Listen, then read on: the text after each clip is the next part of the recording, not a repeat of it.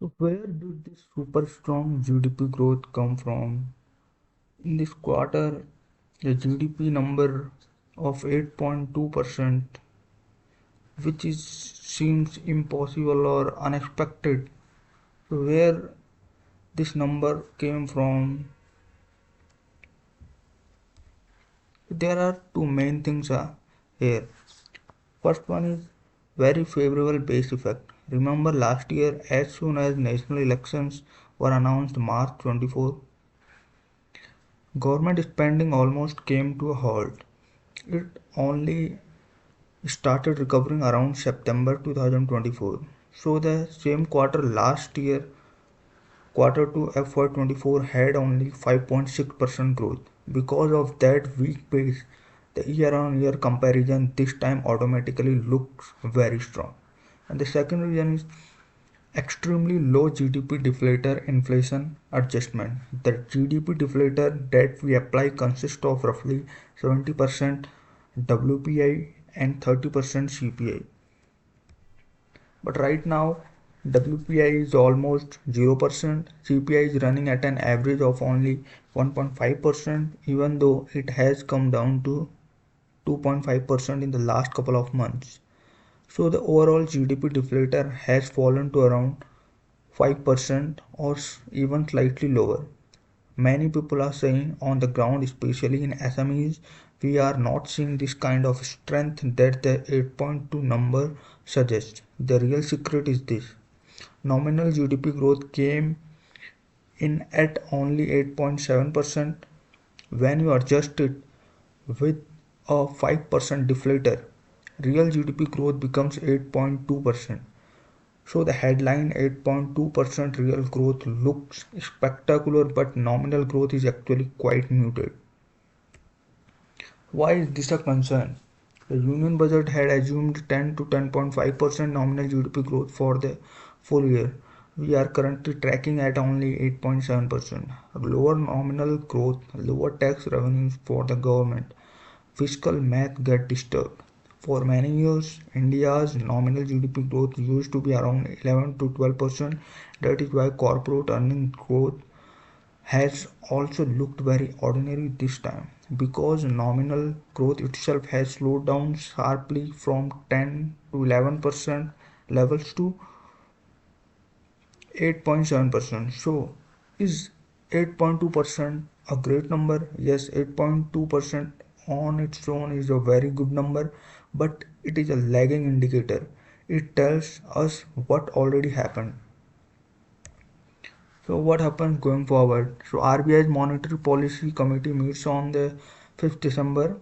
Because nominal growth is only 8.7% and inflation is so low, RBI now has clear room to cut interest rates.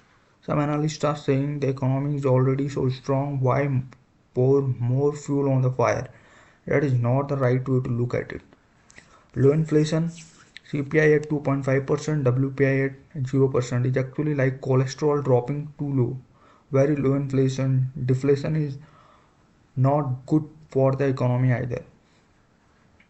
When nominal growth is stuck at 8.7%, the economy badly needs stimulus. The external stimulus is missing. First is China's manufacturing PMI has remained in contraction for the 8th straight month. Korea, Taiwan, Japan all have released very weak manufacturing PMI numbers. Global signals are not encouraging at all.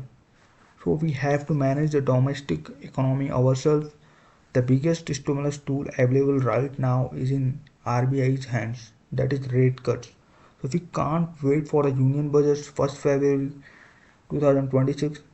So implementation from 1st April. Actual impact only by June. So that is too late. The weapon available right now is rate cuts and the RBI should use it. Our expectation is that on Friday, 5th December, RBI will cut the repo rate by at least 25 basis points. The economy still needs stimulus and monetary policy is the only quick acting tool left. So it is a very technical language, so I want to explain in a very super simple explanation with everyday example. So imagine your monthly pocket money or salary is 100 rupees. So case 1, normal year, what used to happen earlier? Price of everything, roti, petrol, movie ticket go up by 7% every year inflation. So next year you need 107 rupees to buy the exact same thing.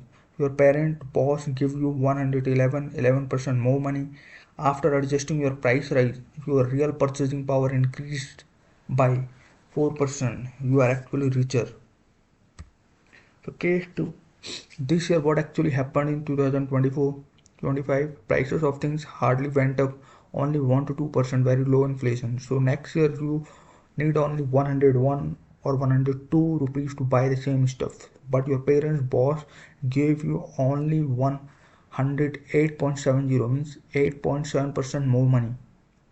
After adjusting, your real purchasing power jumped by 7 to 8%, so headline number looks super.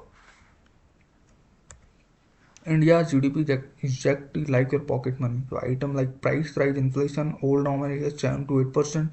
This year only 1 to 2%. Money given 11 to 12% more, only 8.7% more. That is nominal GDP. So real growth in old normal years, that is 4 to 5%. This year looks like 8.2%, which is very high.